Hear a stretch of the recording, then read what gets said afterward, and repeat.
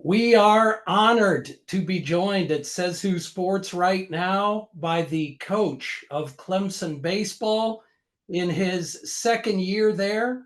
Team currently ranked number 2 in the country, member of a tough ACC, a man who is known for the toughness and tenacity of his programs, who spent several years working beside Tim Corbin at Vanderbilt as they built a powerhouse program, a coach who led Michigan to within a game of national championship in 2019, Erik Bakich. Coach, thanks for joining us at Says Who Sports. It's an honor and welcome.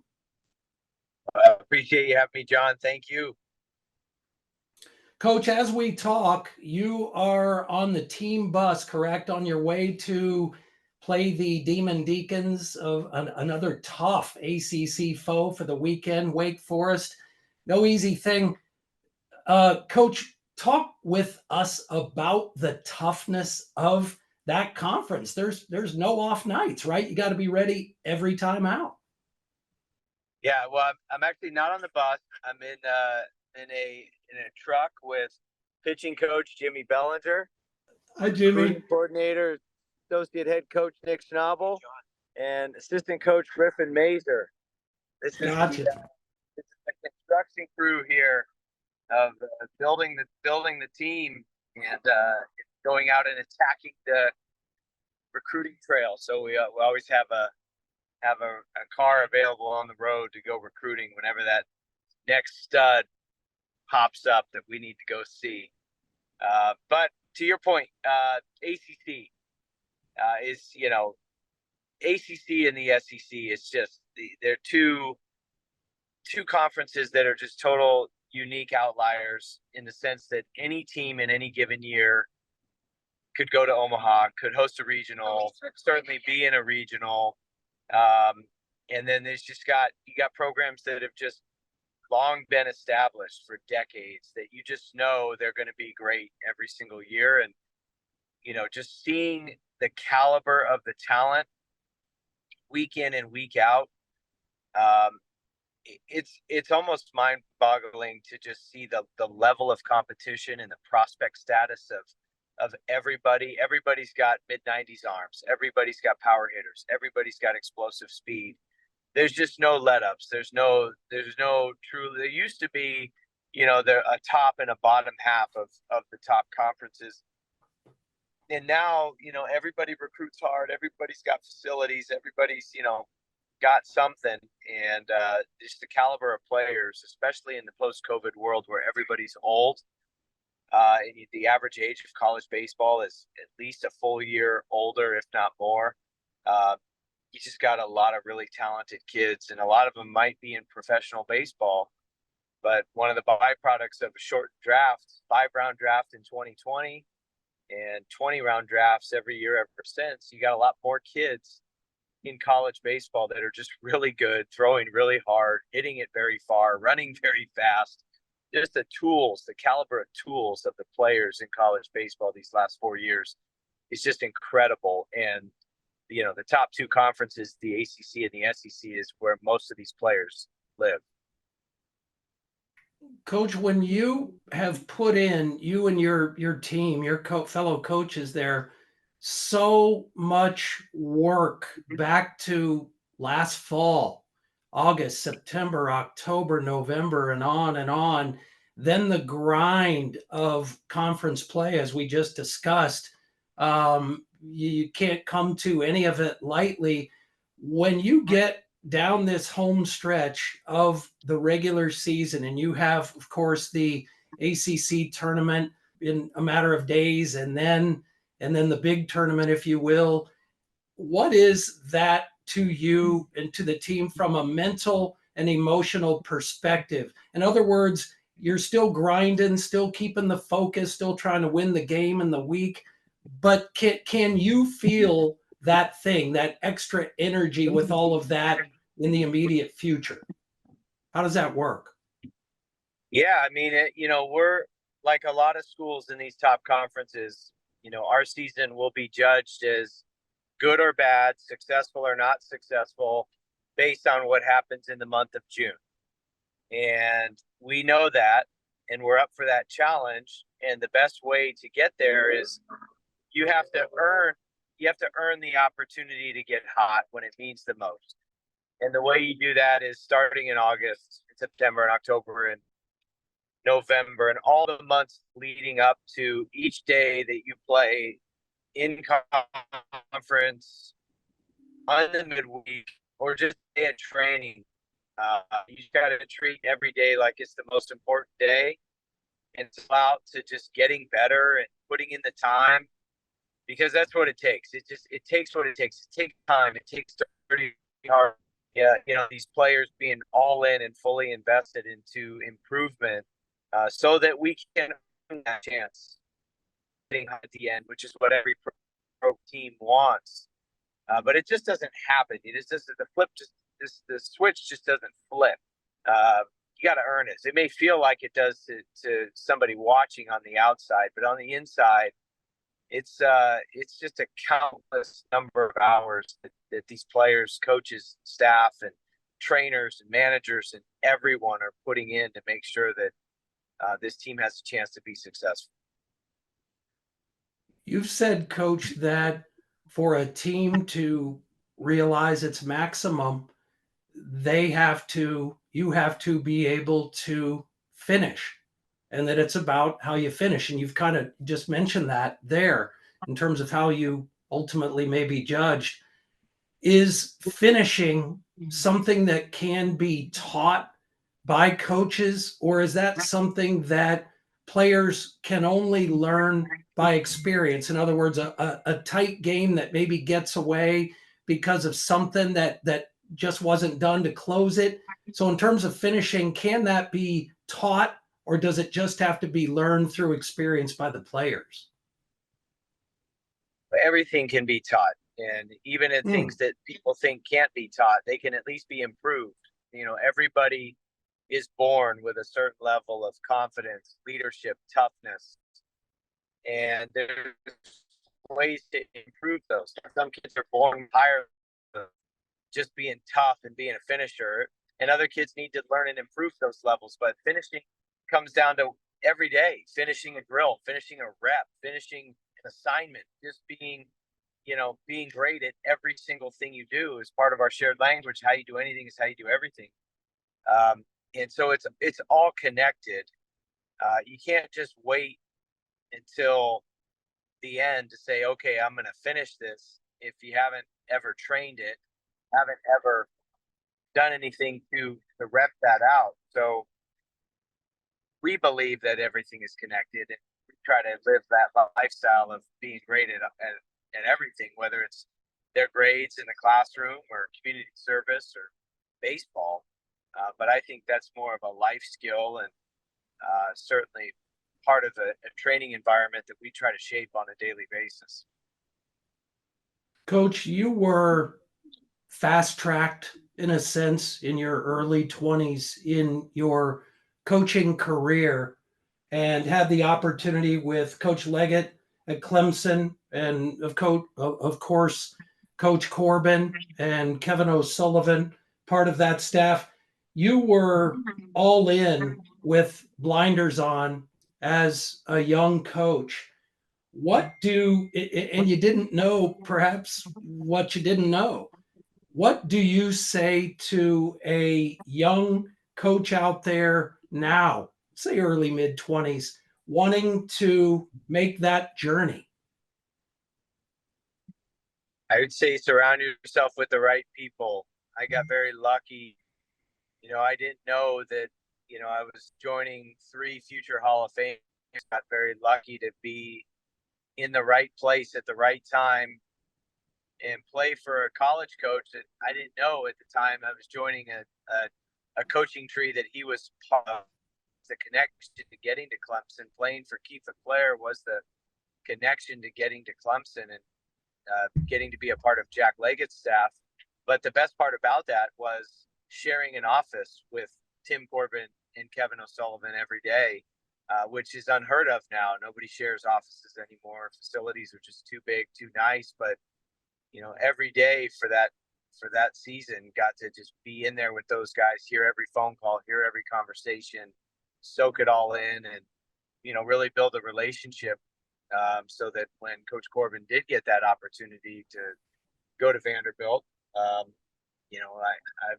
was on a list of to go with him, and that was really a pivotal step, especially at 24 years old. But it wouldn't have happened without being in that situation to begin with, and just getting the opportunity to be around the right people, the best people. And now all coming full circle with Coach Leggett being back on our staff, and he's it's like he found the fountain of youth. That guy hasn't aged a bit from a mentality standpoint. It's everything I remember when I was here in 2002. It's the exact same with him. So he's just done a really good job of not only building teams and players, but also coaches, and being so hands-on and just so committed to being about all the right things that it's just you could see it, just the carryover in all the programs that have are now being run by guys who either played for Coach Leggett or coached with Coach Leggett. What are the core values, Coach Bakich, of Clemson baseball? How do you describe that?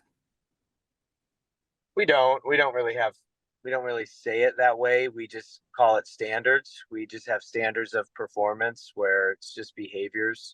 Everybody likes to use the word culture and family and a lot of buzzwords, but for us, it's it just comes down to the decisions and choices these kids make on a daily basis, and we provide what those standards should be, and in doing so, that creates an environment every day, and then over time, that creates the culture, and then the care level of the coaches and the staff and everyone invested in this program makes it feel like that family environment. So everything, if you were to put words on it to say core values, it would just describe what it feels like every day being inside of our program. And you mentioned a word in there, Coach, family. And from a personal perspective, you've described leading a program like this as not a job, it's a livelihood, and that livelihood involves tremendous sacrifice and effort from, for example, your wife and from the family, and the balance of all of that. Will you describe how the family, your family, figures into the bigger family that is Clemson baseball, and the importance of that to ultimate success? Well, our families get the leftovers, because everyone in this truck, plus guys on the team bus, plus, other staff members, that we're with the team and with the program the majority of our time. So it has to be very intentional to include the wives and the children into the team. So that's exactly what we do. We get very intentional about including the wives and kids within the team. So all of our families and wives are fully integrated into the team, and the team into our families. And all these guys here have, their position groups over for dinner, and we do a family dinner every Thursday home series where we bring the wives and kids over. But our wives and kids all know the players all know our wives and kids. There's a lot of reps and interaction between all of them, and that's how we want it. We want it to feel that way. We want it to feel like it is one gigantic family. It just happens to have a team associated with it, but there's a lot of members of that team beyond just the guys who play the game. I appreciate that, Coach. How do you obviously approach, I think, hallmarks of your approach to the game and to that livelihood, tenacity and toughness, aggression in a tactful way, relentless, I would say, all of the above. But at the root of all of it seems to be a true gratitude for where you are and for what you're doing. How do you instill that in or teach that to your players in terms of being thankful for the opportunity that they have and making the most on a daily basis of that opportunity? Yeah, I mean, part of it is just understanding how fortunate they are to be where they are. So we talk about, home plate being 17 inches wide at every level of baseball, from little league to high school to college to pro to the big leagues. No matter where you go, home plate 17 inches wide. In other words, some things never change in a world where people can complain enough and get things canceled or changed. There needs to be some things that never change. And for us, it's all the things that are more important than baseball. These are values, or these are things that we don't widen the plate on these. And these things are very simply God, country, family, and school. Those four things will always come before baseball. And then within each one, so like you mentioned, gratitude. Well, there's a lot of gratitude in getting to play baseball in the greatest country on the planet. So we can show that gratitude by how we stand for the national anthem. And every time that song is played, there's a certain rhythm and cadence of how we do it as a team. We practice it, but it's just to show that appreciation and gratitude for getting to play baseball in a free country. And it's a salute to all the men and women that protect and defend this country and have made that ultimate sacrifice. So there's a lot of built-in things like that probably too many to go over. But it's constantly those types of ideas that are being messaged to our team in our classroom environment, to where they understand that, baseball is obviously huge, but it's just a piece, and each player is a piece of something much bigger than just themselves. So we try to shift the target onto the total person and just kind of build the man, build the person, build this future husband, build this future father, build this future leader with these values they can take with them. Coach, how do you get better by your own measurements? I mean, people from a general perspective can tell if a team's getting better, players are getting better, stats may be just part of that. You would certainly know best. But how do you, as a coach and as a leader of young men, how do you get better from your perspective?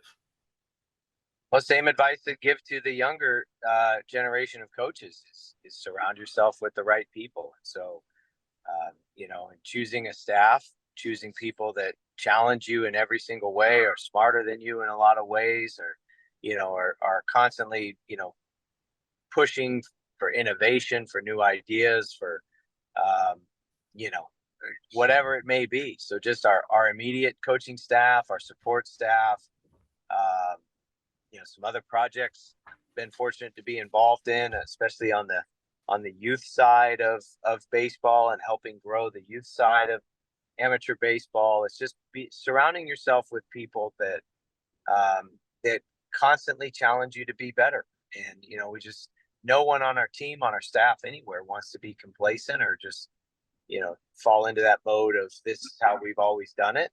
We're always, all of us, looking for ways to improve and grow. And so we're not just,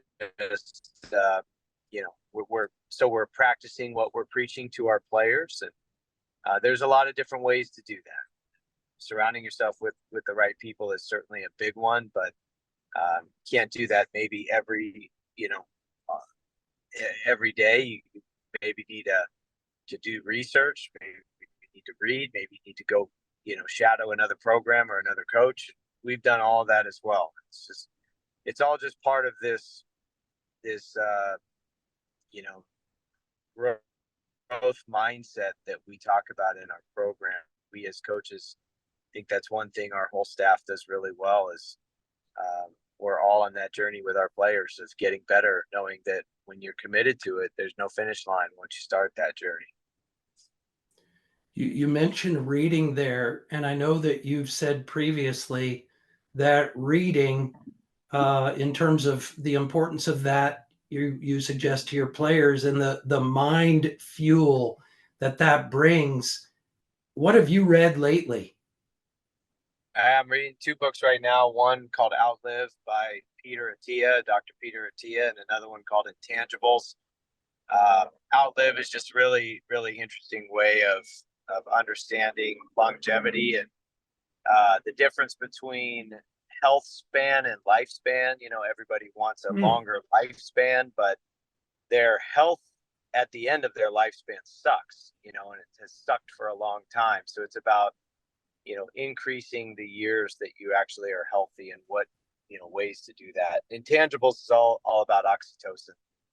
And it's kind of that team building secret ingredient.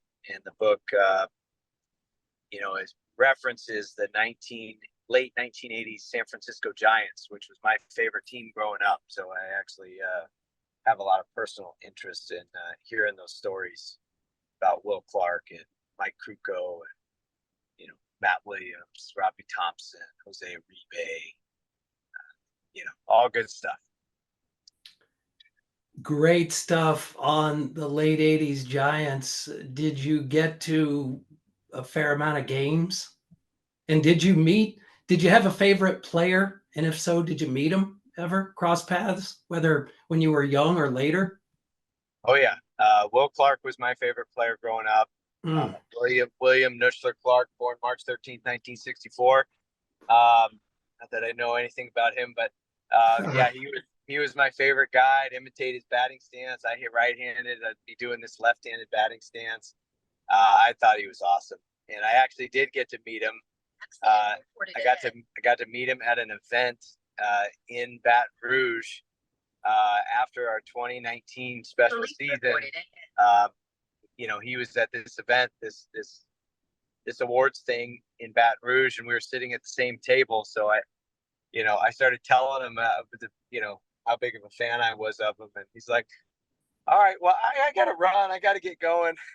I think I scared him off, knowing all his stats and his bio. But I was a diehard Will Clark fan as a kid. No, I'm just kidding. He was great. He was great at the event. He was super nice. He's an awesome dude.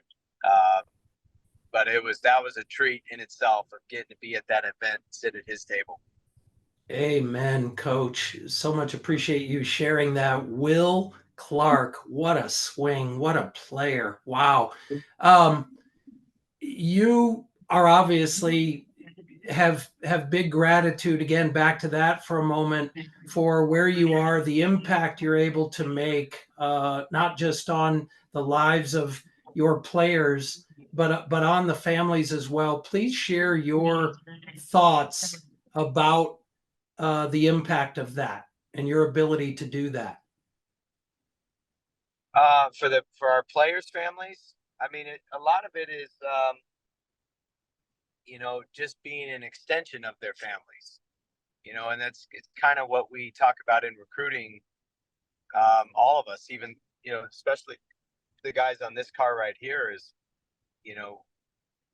getting to know the parents in the recruiting process is so important to make sure that the values are aligned in how they've raised their sons with our program values.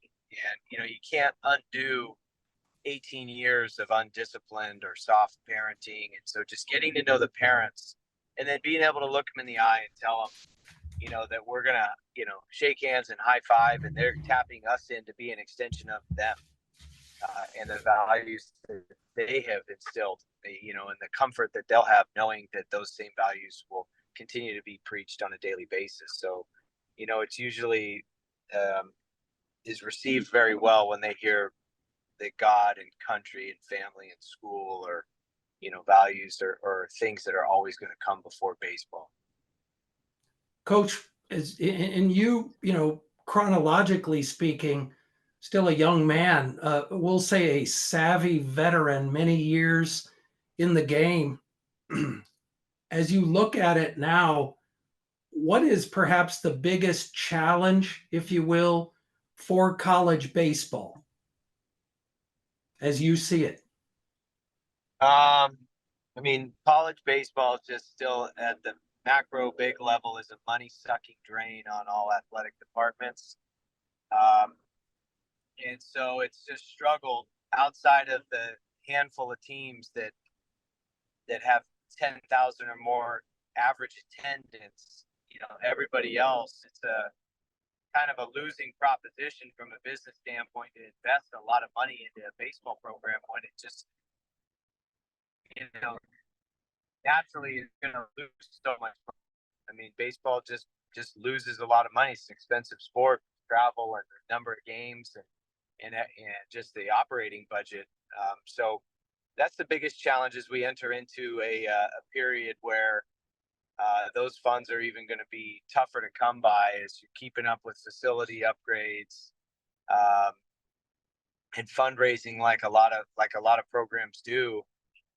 To now this brave new world of name, image, and likeness and collectives and the transfer portal and, you know, and figuring out how to direct those dollars, you know, to the players, as well as keeping these programs afloat. So would love to see attendance grow in baseball, would love to continue to see other ways, creative ways to drive revenues up.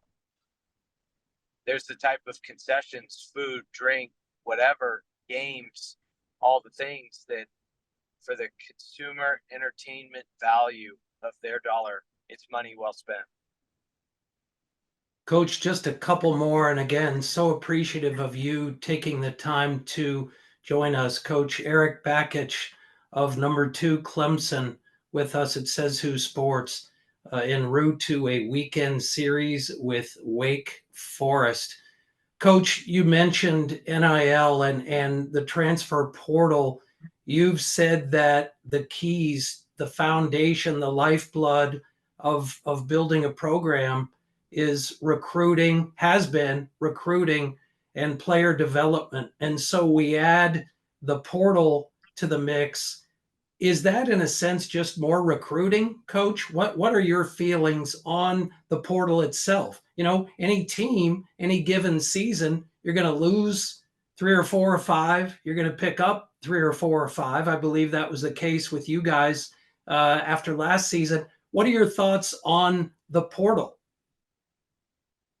I mean, you know, I use the dad lens all the time. So it's easy to make decisions and form opinions when you're just framing it from, you know, what would I want for my son or how would I want my son to be treated? So I think the portal is good if a kid has an opportunity, if he's not playing in a program, wants to play more, to have that option to go somewhere else to be able to compete right away and better his situation, getting more playing time elsewhere. I think the portal is bad when NIL is used as the method for enticing players to go into the portal, and NIL becomes the thing that leads to tampering, and the portal become an NIL together, lead to a lot of problems with tampering with programs where a kid is, you know, doing fine, doing great, playing all the time, doing well, but then, you know, because somebody has more NIL money to give, you know, so, but that's a real thing, and it's not going to go away. And I'm all for NIL as well. I think if a player has a chance to, you know, be compensated for his name, image, and likeness, I'm all in on that. I love that. I just think it should be for the players that have proven themselves at their school. And if they want to get paid because they're a proven player at their school, then great. Where it becomes a whole lot murkier is when players are being recruited to go to other schools and giving or getting NIL dollars to do so. That's where the problems arise. But I'm all in favor of the portal if it helps the kid. play more at another institution. We try to have those honest conversations with our players. And I know everybody, recruiting is one of the pillars and one of the backbones of a program. But like you said, player development is the other one. So when it's unequally weighted to recruiting, you just kind of have this revolving door program where you just bring in a bunch of players and the good players play and then a bunch of players transfer. And not as big of a fan of that. Like building relationships with kids, like, getting to know them and their families and establish these lifelong relationships with them, have them meet their future groomsmen and their best friends inside the program, and then going to all these weddings and seeing former teammates. I just think there's so much value in that.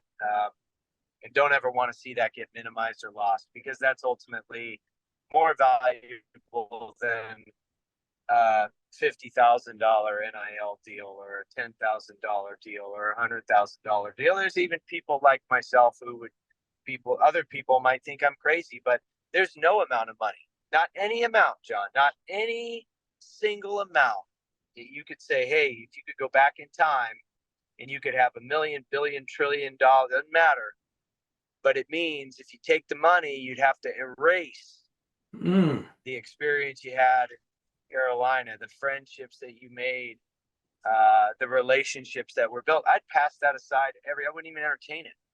And that's kind of the goal, is to create a program and create an environment and build a model of success and consistency that all the players coming out can eventually say that same thing and have that priceless type of experience.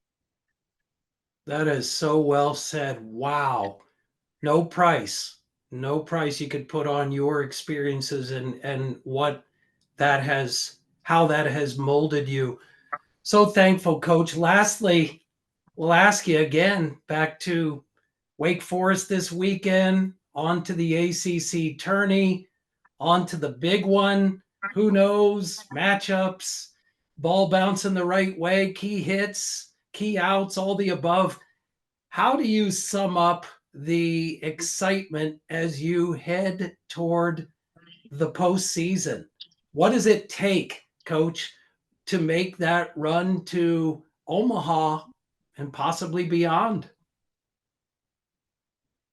Geez, I don't know, John. I mean, just trying to have a good training session tonight, Thursday, May 9th. No game, no opponent, but just trying to get better. And I think that's what it takes. It takes a laser focus on this idea that whatever you're doing at the moment is the most important thing you're doing in your life, because it's happening right then. I think for us, that'll be really important for this team. Team is very talented. It'll be very important to not look ahead and just stay centered on whatever it is we're doing at the moment.